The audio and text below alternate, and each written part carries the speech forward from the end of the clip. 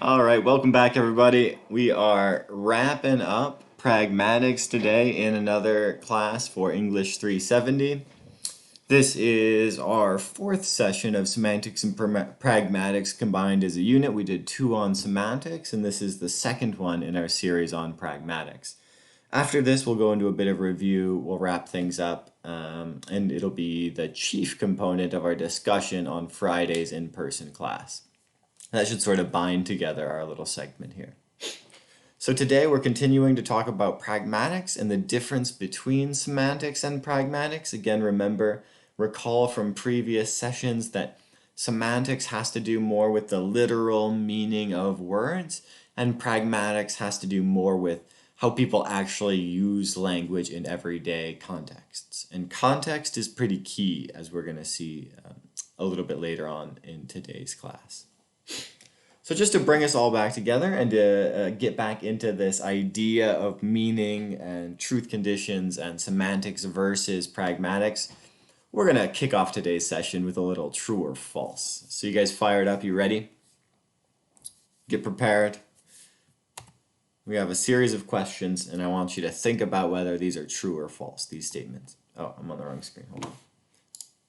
Boom. All right. Some humans eat meat. Our first sentence. True or false? Okay, that's true. Some humans do, in fact, eat meat, right? Fairly straightforward. We feel confident about that. What about this one? Some humans are born with wings. True or false? Yeah, that one's false. Hopefully these are fairly quick. We can get through these. These next ones are going to be a little bit more challenging in certain ways. All right, next one up. Some humans are mammals. How do you feel about this one? True or false? Take a minute, think about it before you final answer, lock in your answer. Some humans are mammals. That's a weird sentence. That's a weird statement, right? We definitely don't want to say false, right? We definitely don't want to say false. But true feels a little bit odd as well. Think about why that feels a little bit odd to say true here. Some humans are mammals. Why is that odd? How about this one? Einstein was a phenomenal scientist. Okay, give me a break. This one's a little bit subjective, but most people would go ahead and lock this in as true. Depends on your opinions of Einstein, I guess, if you have particularly well-developed thoughts on that. How about this next one? Einstein was a decent scientist. Think about that again, right? Think about how you would answer that. Even if we operate under the assumption that Einstein was in fact a really good scientist, this one's a bit odd to answer. True or false, right? Either way has some oddity along with it. So really the ones that we're most interested in here are these odd ones, like 3 and 5, where these other ones, okay, again, subjective, these other ones have clear answers. These ones in 3 or 5 are just a bit odd. We're going to investigate the source of that oddness right now. As one possible way we can look at these types of things, we're going to do a quick recap and look at these from our sort of set theory, notation, viewpoint of truth conditions. We'll see if that helps us out here. So here, for the sentence like, some humans eat meat, we could look at this blue circle here as the set of all humans. Right? Here is the set of all humans, and within this set, the C's of the set denote carnivorous humans, those that eat meat. Hopefully not strictly meat. That doesn't sound like a very healthy diet, but who am I to judge? And in V, we have the vegetarian humans, of course, those that don't eat meat. So if we have a statement like some humans eat meat, what do we mean by that? What is the sum? What definitional work or meaning is the sum contributing? Well, we could think of it like this. I mean, I'll give you a second pause if you'd like to think about it on your own a little bit longer. That's just fine. We could think of it like this, right? Here's a subset. Some might denote this subset of these things, and maybe we don't want it to be a subset with just one. Right? If just one human ate meat, it might be a little bit odd if we said some humans eat meat. So we'll make it 2 or more than 2 maybe. Here in this example, I've set it at more than 2. So we're going to say there's some sort of subset here that some picks out, which is more than 2. And that's what some is going to mean. This is our first pass. We'll refine this a little bit. But hopefully this makes sense. Some says for any set, there's a subset meeting these conditions, in this case, eating meat conditions, and that the subset comprises 2 or more units, entities, instances, however we want to think of that. And that seems to do a pretty good approximation of what we're getting at in this sentence. Let's try it for another one, though. Here we've got this sentence 3, excuse me, I believe it was, some humans are mammals. Once again, we have the set of humans in the blue circle. Once again, we have letters denoting each individual human. Here we have M to denote the mammalian humans. And we have NM in yellow to denote all the non-mammalian humans. There aren't any. Right? None of those. But nonetheless, we have this set of humans that are split into which ones are mammals and which ones are not. Right? Now the question we want to ask ourselves, well, first we want to realize that this is a weird sentence. Right? This is one of them that we called out as odd. And that really the oddness is stemming from this word some. Right? We can actually blame it pretty particularly on this word some of why this is mean. Because the sentence on its own without some, just humans are mammals, is a totally not odd sentence at all. But when you add some humans are mammals, now we're sounding a little odd. I hope you agree with my judgment. If you disagree, feel free to pipe up in Friday's class or send me an email. Cool. But let's think about our previous definition for some that we used for this example. A subset. We want to find if there's a subset that meets the conditions with cardinality of more than 2. Can we pick out a subset here? Can we pick out a subset of humans out of the human set that are mammals that is more than 2?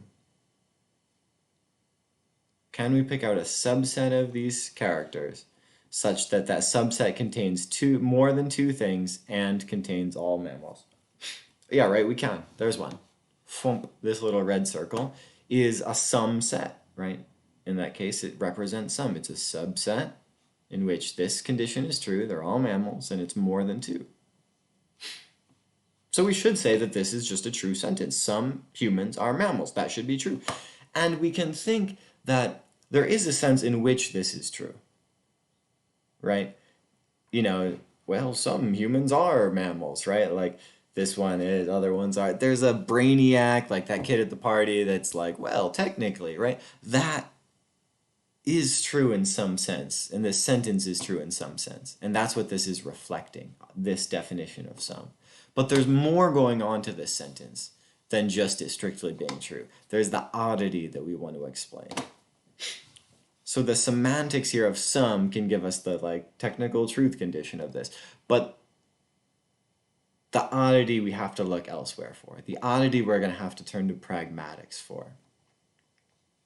Right?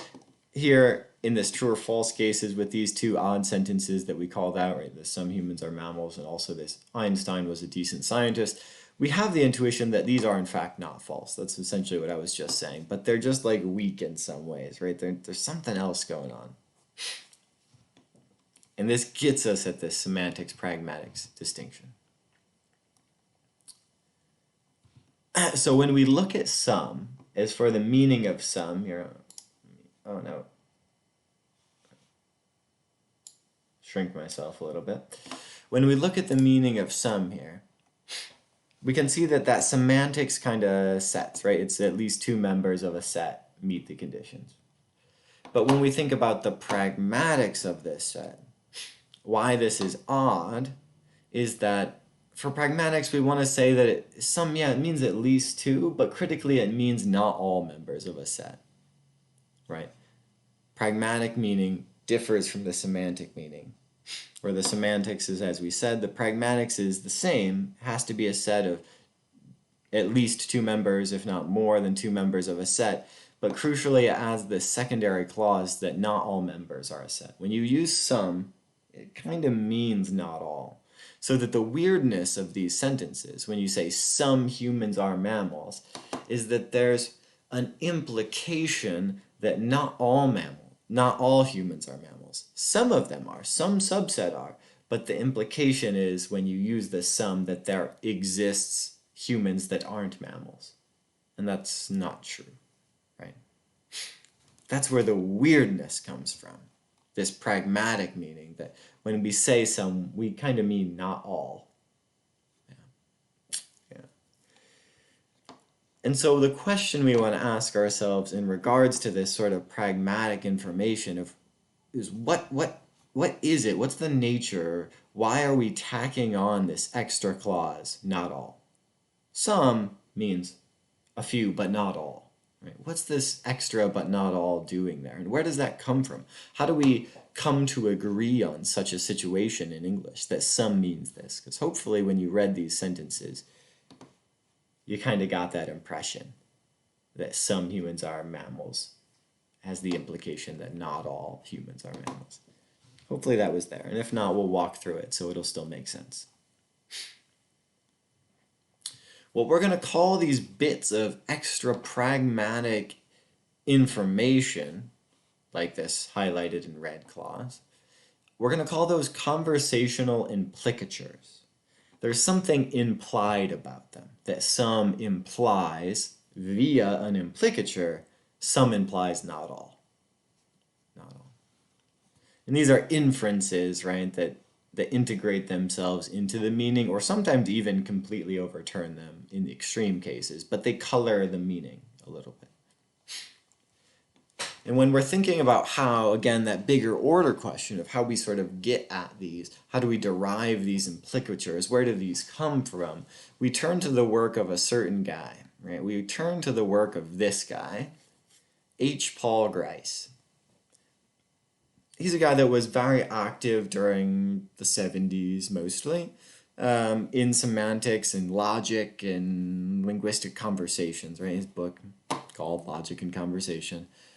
And what he said was a couple key things that we're still talking about in 2020. So, right, that's a good little bit of longevity for this guy's theories here. Or a couple things. The first of which is the cooperative principle. Really important concept given to us by Grice. And the cooperative principle is this. When people are talking to each other, they're largely cooperating with one another to sort of facilitate information transfer. Right? That there's an assumption that the other person is working with you, right? That they're not lying to you, they're not BSing, they're not doing whatever else, that they're actually being straight and they're working with you to get you the information. That's the cooperative principle. It's this underlying assumption in conversation that the two parties, if not more parties in the conversation, are playing along, playing by the rules. And in this notion of our playing by the rules, Grice created 4 conversational maxims. These are essentially conversational rules that one ought to follow if one is in fact being cooperative. 4 rules that we follow. We'll take a look at them now. Here are Grice's maxims. Good, I'm small enough. Maxim number 1, right? Like sort of conversational rule number 1 is called quantity.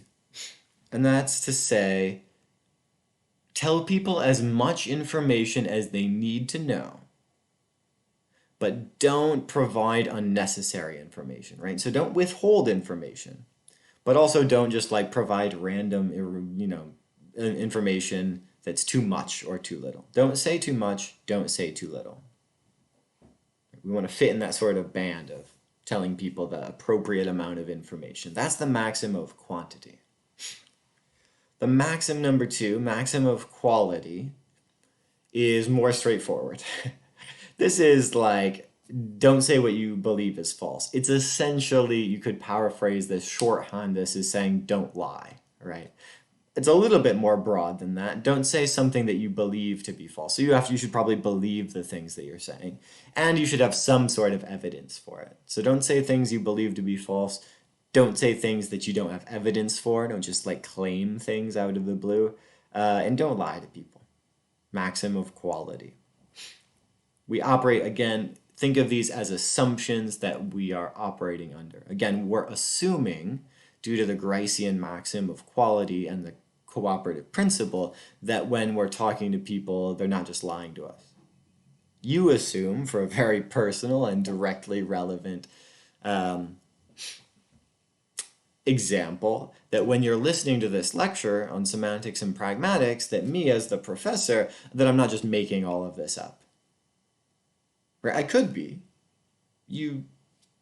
I could be making all of this up. It would be more difficult and make my life much more difficult, so I probably wouldn't do it, but I could be making this up, but you assume that I'm not. You assume correctly in this instance, don't worry.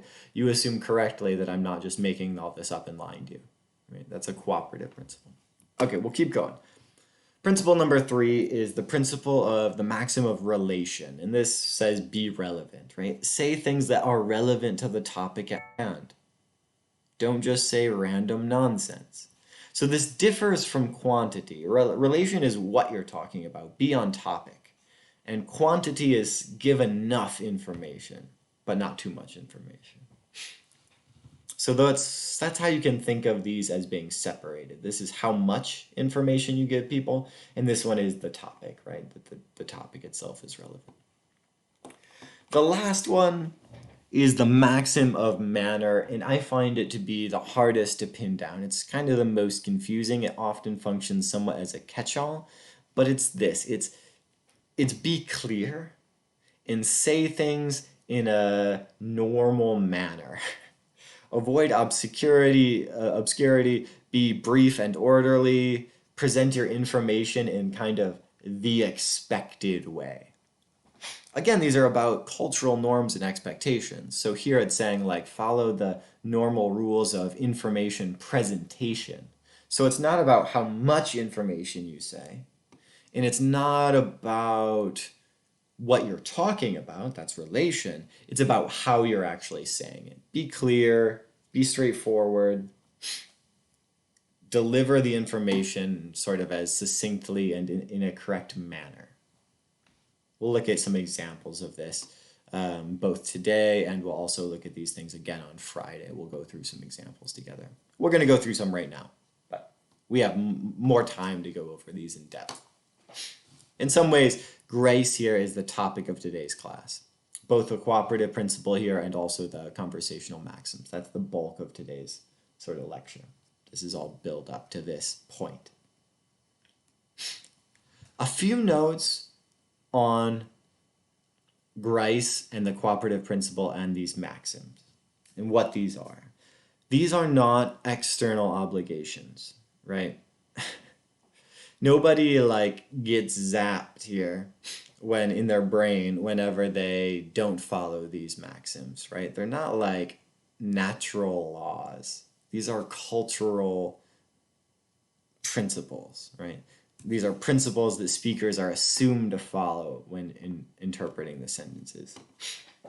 And in addition, we get meaning out of people's sentences by assuming that they're following these maxims. And as we'll see, we also get a little bit of meaning when people are obviously not following. When people are overtly and very obviously violating these maxims, these conversational rules, it makes us suspicious. Why did he just break that? Right? Why did he just lie to me when I knew he lied to me? We get social meaning out of that as well, which we'll be thinking about over the course of these next few examples that I show. And so that this kind of can redefine our semantics pragmatics dichotomy. It's not a redefinition, it's a recontextualization, if anything. The semantics pieces are what's said, the literalness, and the pragmatics have to do with these sort of subtle implicatures, right? The extra information that you get when you hear some to say, aha, but not all. If I say some of you are passing this class, You guys might start to sweat a little bit, thinking like, oh, are not all of us passing this class? Right? We know these things, and these are through implicatures. A last point about Grice's maxims before we get into some examples that's not on the slides. A raw special tip on Grice is that this is a very, kind of like the semantics when we were looking at literal meaning, right? This is a very narrow window of sort of how to interpret people's, how to interpret how conversation works, right? It's a kind of a very old white guy way to say these things, right? That everybody's being cooperative and everybody should follow these rules or else. These are conversational maxims, and yeah, not everybody does this. And Grice has some, to Grice's credit, he gives some leeway here. He gives some meaning to when we violate these rules, but he still sort of expects people largely to follow these rules. But they're from a very certain cultural context, kind of a, Northern European cultural context. And these things vary greatly depending on what culture you're in. These are culturally determined things. So different cultures will have different sets of maxims. And how they vary, and if they vary completely or just in a few of them, or the extents, right, the matter of degree to which they vary is super interesting from a sort of sociolinguistic cultural anthropology question. But note that these are not universal. Right? They're coming out of a certain context that Grice himself was embedded in. Enough said about that. So let's take a look at this work, at these maxims at work with some examples before we wrap up class for the day. For quantity, we actually already saw an instance of the maxim of quantity at work, and that was to do with our example of some. In the example, some humans are mammals. Let's take a look at how that works, right? Let's take a look at how that works within the example of some humans are mammals. When we hear this phrase, this is kind of like a little mini computation of a possible thought pattern that a person would go through when hearing the phrase, some humans are mammals. We hear somebody say some. We hear speaker S will say, use this word some. We assume, given the cooperative principle, that speaker S is in fact respecting all the four maxims that Grice set forth. Therefore, we assume, right, that S is giving us as much information as is appropriate, and that S isn't lying, right? So, if S could have told us that all humans are mammals, they ought to have done so. If S, instead of saying some humans are mammals, could have instead truthfully said all humans are mammals. Again, the comparison here is between some versus all. They should have done that. Why should have they done that? Why should have they used all? Because of the maxim of quantity. All, in the sentence, all humans are mammals, gives us more information. It has a higher degree of quantity of information because we know about all the things in the human set, right? So if they could have told us about all the things by just saying all humans are mammals, they should have done that. That would have been the more appropriate thing to do. So the fact that they didn't use all means that we assume they couldn't use all because all would be lying. Therefore, we come to the conclusion that it's in fact not all. Otherwise, they would have said all, right? Again, given the maxim of quantity. If they could have said all, they would have. They didn't say all. They must have their reasons. It must not be all. So that gets us this implicature, right? This kind of breaks it down to get us this implicature of some implies not all. And these are called, right, when we're using this maxim of quantity, the idea that if you could have been If you could have given me more information, you would have. Thus, when you don't, I assume that's not the case. These are called scalar implicatures, right? So if somebody says some, we assume that means not all, right? If somebody says can, we assume that means you don't have to, right? So if I say like, you can open the windows, it kind of means you have the option to, but it doesn't mean like you must open the windows or else you'll die, right? It's not that would be more information. And since you didn't say you have to, we assume you don't have to. And this is the same idea behind why some of us may have balked a little bit or thought it sounded funny when we said Einstein is a decent scientist. He's a decent scientist. Because what does that mean? Well, if you could have said Einstein was a great scientist or a phenomenal scientist, you would have. So saying Einstein was a decent scientist has the implicature that Einstein was decent but not great. And again, this is what might, trigger some of us, myself partially included, right? These are called scalar implicatures. We're going into most depth with this one. We're breaking it down, hopefully piece by piece. Again, you can always rewind these videos if that doesn't make sense. And hopefully these ideas like can means not have to, and decent means not great, just decent but not great. Hopefully those match your intuitions, which should sort of help our understanding of how these maxims, Gricean maxims and implicatures are at work. Let's leave the maxim of quantity alone for now, and let's look at a couple other maxims. Here we have the maxim of relation. Be relevant. Remember, the maxim of relation says be relevant, be on topic. Here we have a conversation between two speakers, A and B. Speaker A says, Smith doesn't seem to have a girlfriend these days. Person number B, hearing this, replies, he's been paying a lot of visits to New York lately. Right, think about that conversation. Think about the response in B. He's been paying a lot of visits to New York lately. What does that mean to you? What meaning do you get out of that?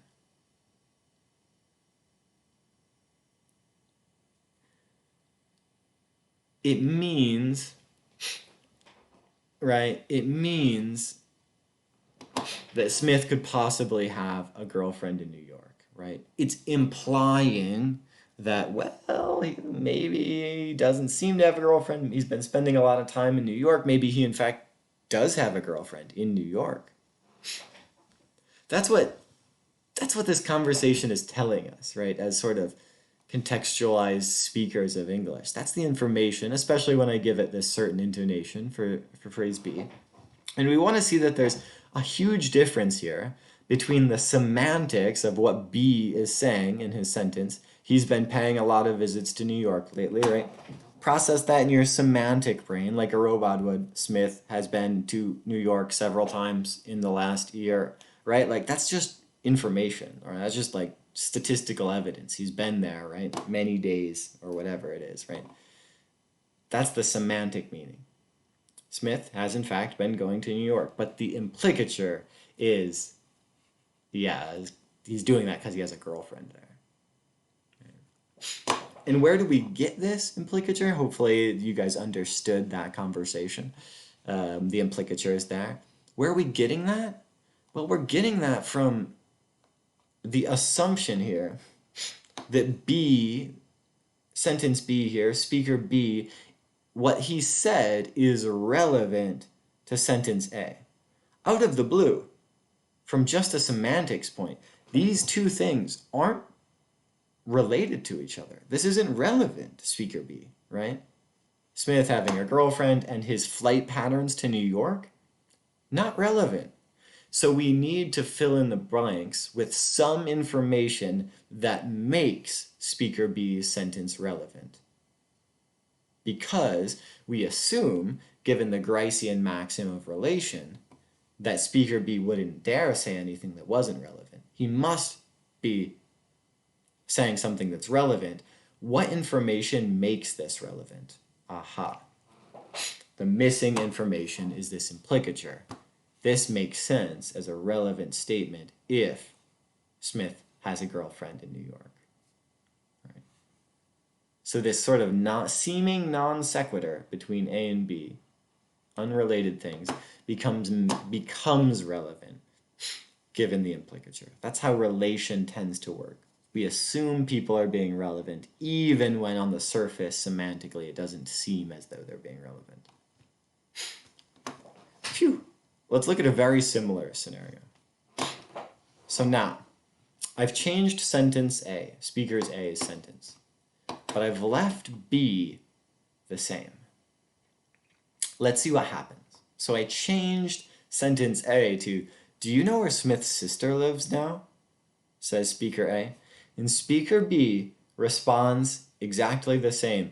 He's been paying a lot of visits to New York lately, right? Same overdone intonation and everything. Does this sentence still imply, right? Last time B said this sentence, it implied that he had a girlfriend in New York.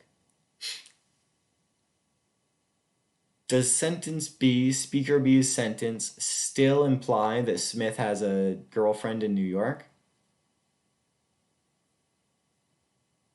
No, it doesn't, right? It doesn't. The exact same sentence, in the exact same intonation, doesn't have the same implicature. Instead, what does it imply now? Well, now it implies, given sentence A, that Smith could have a sister. Smith, this is hard to say for some reason, Smith's sister could and very possibly lives in New York. That's the implicature now. The implicature changed.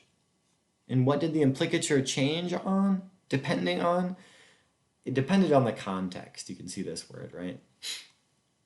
Implicatures depend, just like pragmatics do, depend on context. So the same thing gives you a different implicature in a different sort of conversational context.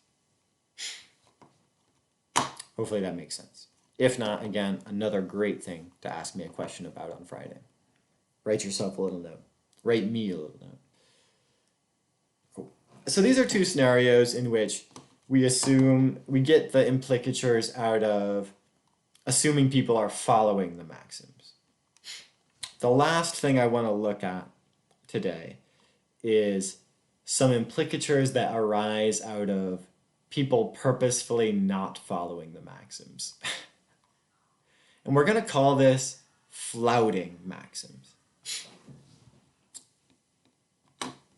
And these are where people violate the maxims so obviously that we have to find a reason. The implicature comes from a reason. Why are they violating these maxims?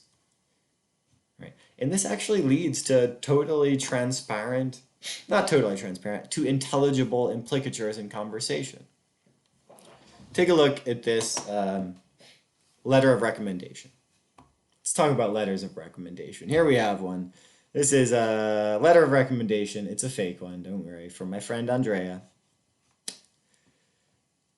And this is the entirety of the letter, right? So he's applying to academic jobs. He just graduated with his PhD from grad school, and he's looking to be a professor. And his advisor writes him this letter. Andrea comes to class on time and is never intoxicated. Is this a good letter of recommendation? A good letter of recommendation or a bad letter of recommendation? Weigh in your head. Good or bad? Good or bad? Good or bad? Before we get to that answer, let's think about these things that have been said about Andrea. Andrea comes to class on time. Is that a good thing or a bad thing? It's definitely a good thing, right? It's a good thing. It's better than not coming to class on time. So far we have one good thing said about Andrea. Thing number 2 said about Andrea is that he's never intoxicated. In class, at least. Is that a good thing or a bad thing? It's a good thing as well. It's good to not be intoxicated in class. Class, I can't see you watching this YouTube video, but it's good to not be intoxicated while you're in class. So 2 good things have been said about Andrea in this letter. Is it a good letter or not a good letter? It's a terrible letter. This is a terrible letter of recommendation. right? This is what's said, like we said, this is this sort of semantic content. But what is implicated is very negative. That Andrea isn't actually qualified for this job, isn't a good teacher, isn't a good researcher, whatever is going on here, we know it's bad. And why? What maxims are being exploited here? How do you know that? What's wrong with this letter of recommendation? And try and put it in terms of these four maxims, right? Quantity, quality, relation, and manner. What's going on here? A couple things, right? And this is often the case that we find when we look at these implicatures and we look at these sort of conversational contexts, is that actually there's multiple maxims being flouted here, or like the implicature comes from multiple maxims. Here, part of what's so bad about this is the quantity of information, right? Again, think of those scalar implicatures. Like, this is the best thing you can say about Andrea. Again, operating under that assumption that if there were better things to say about Andrea, then you should have said them. So saying these okay things about Andrea means there's nothing, I have nothing better to say. This is the most praise I can give Andrea. Especially in the context of a letter of recommendation where you're expected to make your student sound good, right? And there's a little bit of like relevance here as well, relation, like is this the most relevant? Like that he comes to class on time? Like maybe you don't care so much about that. More relevant would have been like how captivating and passionate of a teacher he is and how much information he can impart and get the students excited and whatever. That would have been much more relevant. So that's not good either. Yet, despite these, or possibly because of these maxims, the communication is successful. Whoever gets this letter of recommendation, they know. They know what's intended here, which is that this is a bad letter of recommendation. Right. Hopefully this is making sense. Why we see the semantics here of good things results in these implicatures of negative things. And we have some words to explain that now. Hopefully the intuition was already there. Hopefully you knew this about letters of recommendation, but now we have the words. Here's another example of flouting the maxims, right? So Sophie says, "So did Mark really break up with his girlfriend?" And Jenna says, "Wow, what a fantastic day." Classic is like, "Whoa, look at the time," right? What does that mean? What does that imply? What's the implicature here? The implicature is I either can't or don't want to talk about this. I don't want to talk about this. Note how much that differs from the semantics, which is talking about like the weather outside. Yeah, it's very different. It's very different from semantics to pragmatics. What maxim is this? What's the crucial maxim here? Quantity, quality, relation, or manner. This is a relation one, right? This is irrelevant. This is irrelevant. And it's so blatantly irrelevant that Sophie should stop and wonder, why is she being so irrelevant? And thus process, again, this is all culturally specific, but process that this is an avoidance mechanism. That she's saying something irrelevant because she doesn't want to talk about it. That's how that maxim works to give us this implicature. Here's, these are often used, so flouting maxims is very often used for humor, right? So Jon Stewart, when talking about Chicago deep dish pizza, again, I'm from Chicago, there's some Chicago examples in here,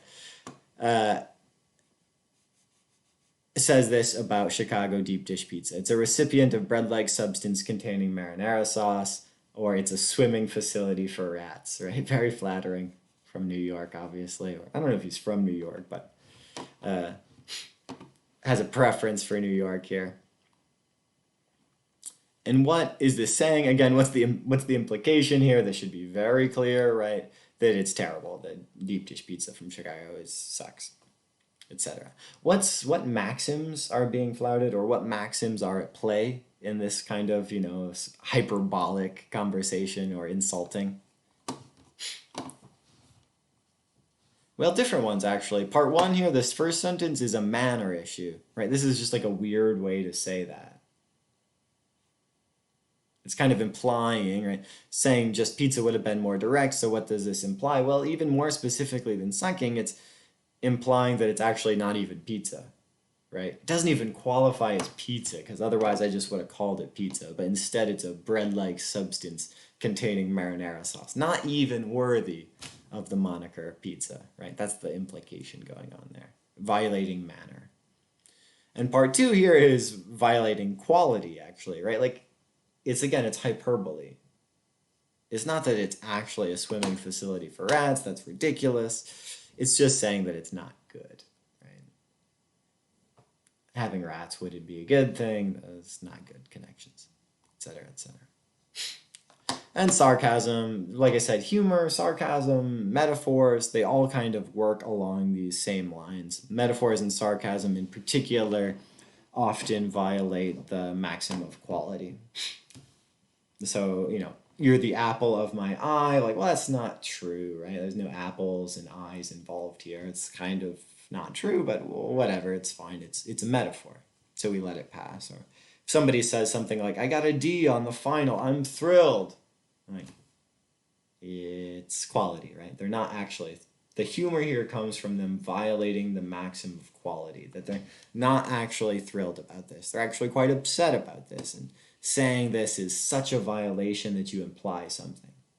You imply that they're unhappy, and the implication's humorous, etc. Okay, we're wrapping up here.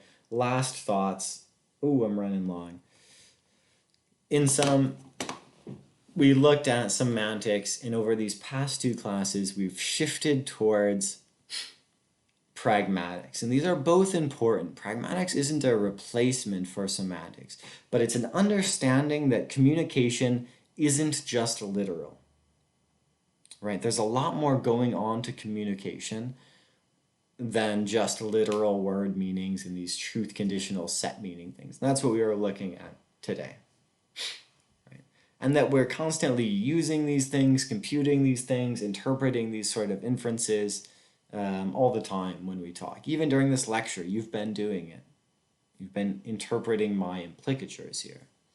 A big question, if we want to struggle with it, if you want to talk more about this on Friday, we can talk about whether this is actually encoded in the grammar, like in the actual linguistic system. Is this part of the linguistic system, part of that grammar of English? Or is this just a cultural sort of meta-phenomenon going on there that influences the way we use language? We can talk more about that. It's a good food for thought anyway. Cool. I'm going to wrap up here. Due to time, we might cover a couple more things in brief on Friday about semantics and pragmatics. Otherwise, we're going to keep moving forward.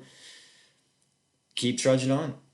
So hope this made sense. Hope this was somewhat more humorous, maybe a little bit more fun of a lecture. I will be posting another video update on Wednesday with new course material, and then we'll be doing some review and some chatting and some things like that, some activities, some hands-on practice on Friday. So I hope to see you all there. Have a great one. I'm recording this. It's not. I'll post this on Monday, but I'm recording it on Easter. So happy Easter to you all. I hope it's been a fantastic weekend, and I'll catch you next time. Thanks.